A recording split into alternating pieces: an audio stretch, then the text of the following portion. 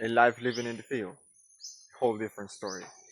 You enjoy calmness, waking up in the morning, just walking around, having some lakes where you can go fishing, and we usually wake up early in the morning.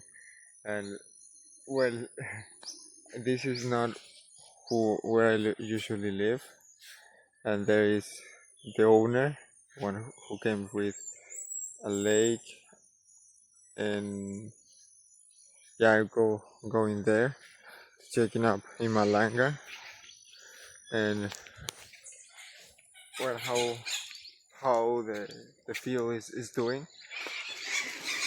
Just you heard that?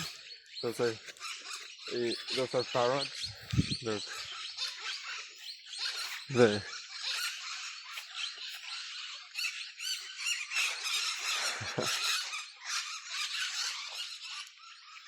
Amazing. Do you think it's worthwhile just waking up in the morning in the Amazon, just walking, just hearing what they have to say? What do you think?